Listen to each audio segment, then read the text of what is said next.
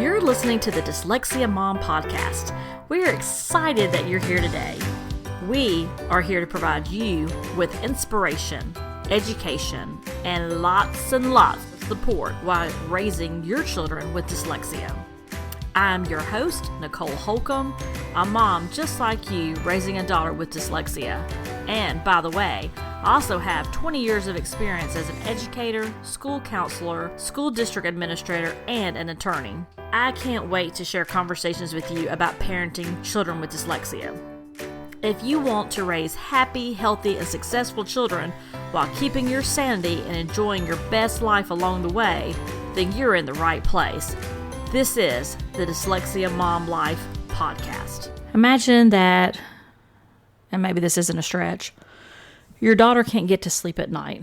No matter what she does, she can't get settled and she just can't get to sleep. She was physically sick every morning this week when it was time for school.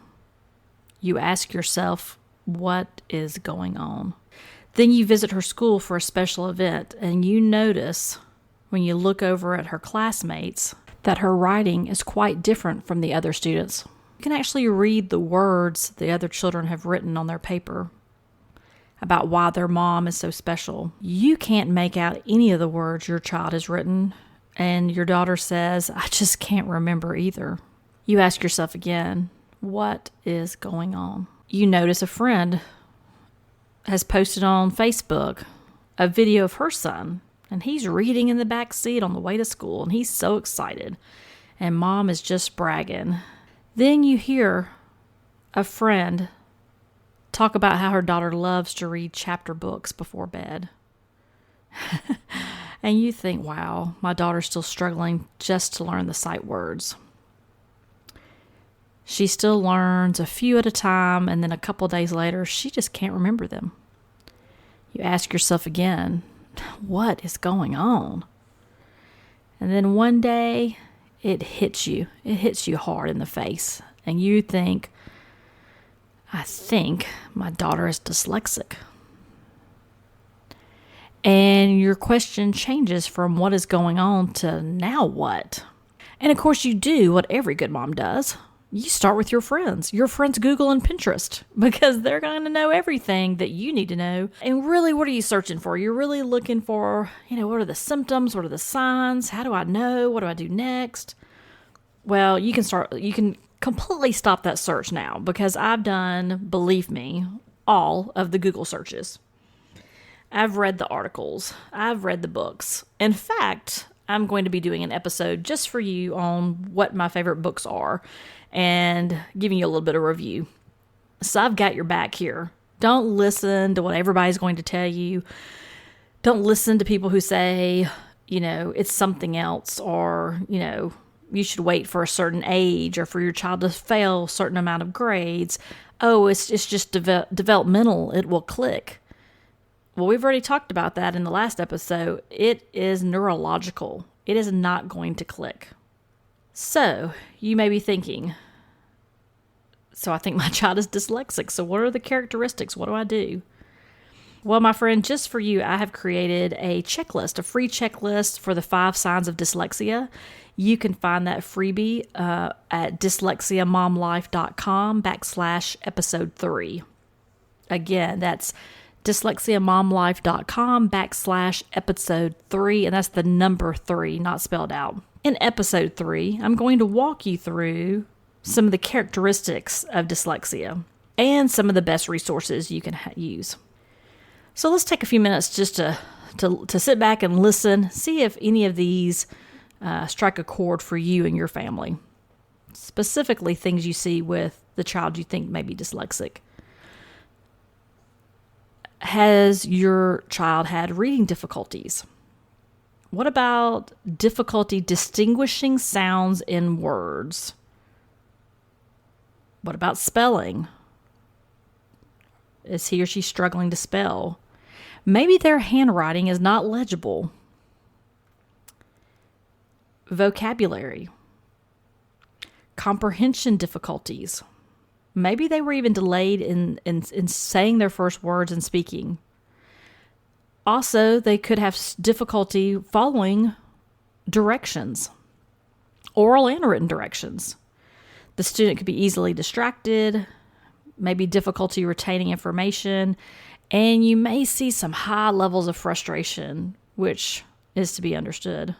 And we understand why, right? If you have older children, you may see that they're reading below grade level. They read very slowly and they have many inaccuracies. Maybe they just avoid writing and avoid reading aloud altogether. They could show troubles in math, especially with word problems. Think about a child that can't read having to read a word problem. That's going to impact their answer, of course, because they're just going to be guessing. Maybe they forget to hand in their homework. Difficulty with time management, and they could have trouble even telling time. Dyslexic children also, though, may demonstrate strengths in the following areas. And we see a lot of this in our daughter.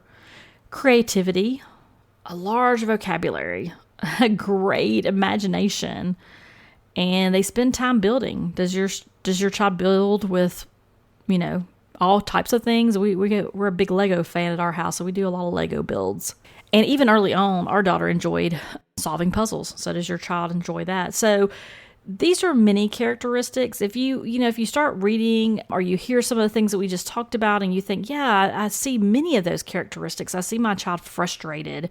I see my child struggling to learn those words and to pronounce those words, or to even just guess based on what they may be seeing in the pictures or by a clue from something else. So the next step I would take, though, is to contact your pediatrician. Rule out that there's no other health explanation.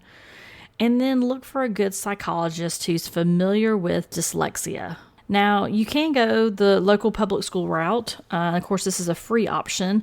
You want to check with your states, because many states will not recognize dyslexia. Some of that is changing. They will diagnose a student with a specific learning disability, but they won't use the word dyslexia. But we are seeing even in Georgia, they're starting to use that word with some recent legislation. And even sometimes, depending on your area, a local college or university may offer an assessment. In the meantime, though, your child is still frustrated, right? It could take many weeks, many months to get an assessment, to get in to discuss the results of the assessment. So what do you do in the meantime? Your child's frustrated, you're frustrated. They continue to struggle to learn. Well, what I would recommend is finding, depending on the subject, math or reading or both, finding you a good tutor. And I'm going to talk about that in one of the other upcoming episodes. The big thing I can tell you right now, though, is to find someone that's experienced in working with students with dyslexia. Many teachers have not been specifically trained to work with students with dyslexia. We chose to go the route of what they call an Orton-Gillingham tutor, who is a tutor who specializes in dyslexia and specific pieces of that in regards to a multisensory approach. And we can talk more about that in an upcoming episode, but I will also include some links in the show notes if you want to go ahead and look at some of that information prior to that next episode that will be coming up here in the next couple episodes. So now you have a better idea of what's going on and what you're going to do. So we're going to get your kiddo what she needs. And believe me, I've been there. It's overwhelming. It's frustrating. You're angry. And believe me, you're not alone. There are moms who have already walked down this path and can help. And I have been able to connect with many of those moms, and it really does make a difference. We also would invite you to also send us, some questions. What is it that you're struggling with? What is it you need to know about parenting your child with dyslexia? And again, I've got that free checklist for you, the 5 signs of dyslexia, and I have the characteristics there of dyslexia as well. And you can find that at dyslexiamomlife.com/episode 3. And are you already subscribed to our podcast? If not, I want to encourage you to do that today. I don't want you to miss out on an episode. I'm going to be recording some bonus episodes for you. And if you're not subscribed, there's a good chance you'll miss out on those. So subscribe where you listen to your podcast, and that will just pop right up naturally in your feed with those bonus items. That way you won't miss a thing. And I would be really grateful if you could leave a review, just a couple quick minutes on iTunes. Those reviews help other moms find our podcast. And if you can too, click on that review. You're going to select ratings and reviews, and then it's going to say write a review. And I'd love to know your favorite part of the podcast that you've been listening to. Thank you so much. Bye for now.